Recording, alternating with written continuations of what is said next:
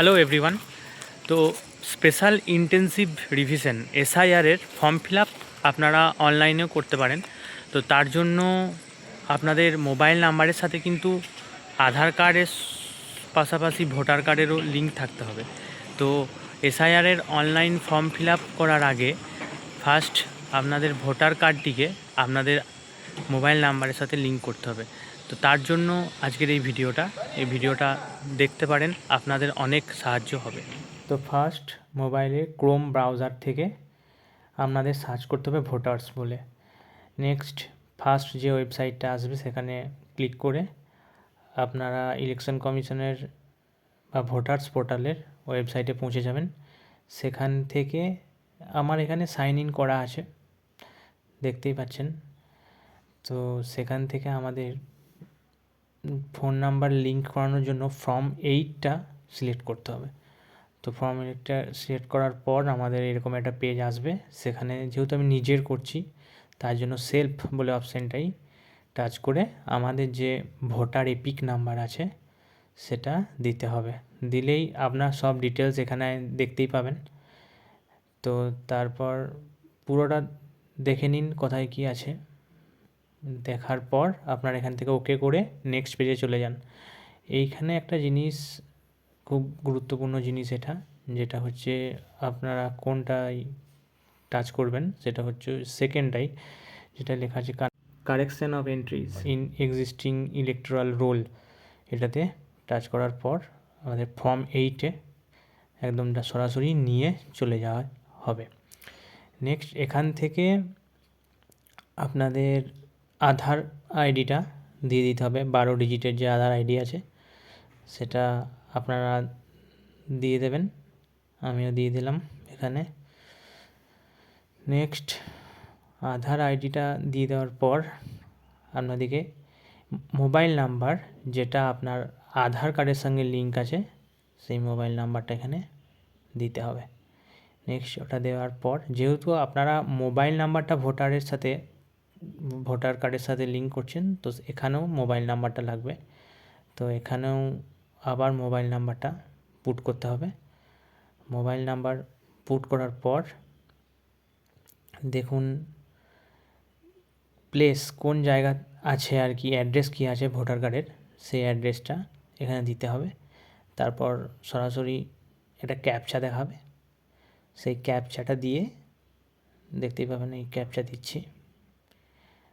তো এখানে ক্যাপচাটা সঠিক বসাতে হবে, কিছুক্ষণ টাইম পেরিয়ে গেলে ভ্যালিডিটি শেষ হয়ে যায়, আবার ক্যাপচাটা রিস্টোর করা যাবে। তো ক্যাপচা দিয়ে সেন্ড ওটিপিতে ক্লিক করতে হবে।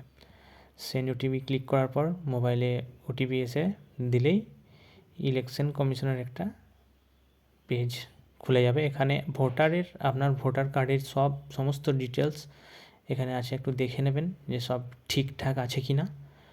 তো সব ঠিকঠাক থাকলে একদম নিচে চলে যাবেন স্ক্রল করে, আমি একটু দেখে নিচ্ছি। নিচে চলে যাওয়ার পর দেখে নিই, একটু দাঁড়ান। এখান থেকে একদম আমরা নিচে চলে যাব। এই নিচে চলে যাওয়ার পর যদি কিছু ভুল থাকে তাহলে এডিট করবেন, তাছাড়া সাইন অ্যান্ড সাবমিট বলে একটা অপশান আছে, সেখানে ক্লিক করবেন।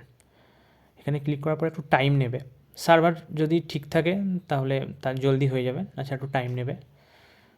তো এখান থেকে ডাইরেক্ট আপনাদের আধার কার্ডের একটা আধারের একটা ওয়েবসাইটে আমাদেরকে নিয়ে যাওয়া হবে সাইনের জন্য। এখানে আবার যেটা 12 ডিজিটের আধার নাম্বার আছে সেটা আমাদেরকে এখানে পুট করতে হবে। তো এখানে আধার আইডি পুট করার পর গেট ওটিপি ক্লিক করতে হবে। গেট ওটিপিতে ক্লিক করার পর ওটিপি আসবে, যে ফোন নাম্বারের সাথে আপনার আধার আইডি লিঙ্ক আছে সেখানে ওটিপি আসবে। সেই ওটিপিটা এখানে পুট করার পর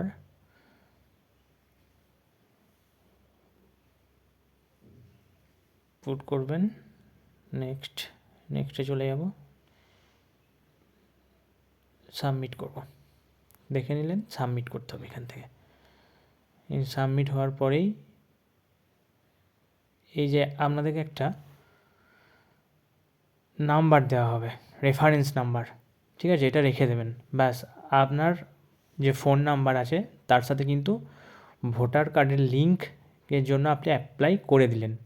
মোটামুটি 24 ঘন্টার মধ্যেই আপনারা দেখবেন আপনাদের লিঙ্ক হয়ে গেছে। এবার সেটা দেখব কীভাবে, এখান থেকে এপিক ডাউনলোড বলে অপশানে চলে আসবেন 24 ঘন্টা পর। সেখানে আপনার ফোন নাম্বারটা দেবেন, ফোন নাম্বারটা দিয়ে এখানে ক্যাপচা মারবেন, ক্যাপচা কোডটা বসিয়ে ভেরিফাই অ্যান্ড লগ ইনে ক্লিক করবেন। তো এখানে ওটিপি আসবে, ওটিপিটা দেবেন, ওটিপি দেওয়ার পর ভেরিফাই লগ ইন করবেন। এরকম একটি পেজ খুলে যাবে, সেখানে আবার আপনাদের এপিক নাম্বারটা লাগবে। তো এখানে আমি আমার এপিক নাম্বারটা দিয়ে দিচ্ছি এবং এখান থেকে আমার স্টেটটা সিলেক্ট করে নিচ্ছি। নেক্সট সার্চ করলেই আপনার সমস্ত মানে ভোটার কার্ডের ডিটেলস চলে আসবে। আর পাশে দেখুন ওই মোবাইল নাম্বারটা কিন্তু লাস্ট 4টা ডিজিট আর এক্সের দিয়ে দেওয়া আছে আর কি। তো এখানে যদি এইভাবে ফোন নাম্বারটা দেখায় তাহলে জানবেন যে লিঙ্ক হয়ে গেছে, আর যদি না দেখায় তাহলে জানবেন লিঙ্ক হয়নি, তাহলে আবার ফিল আপ করুন।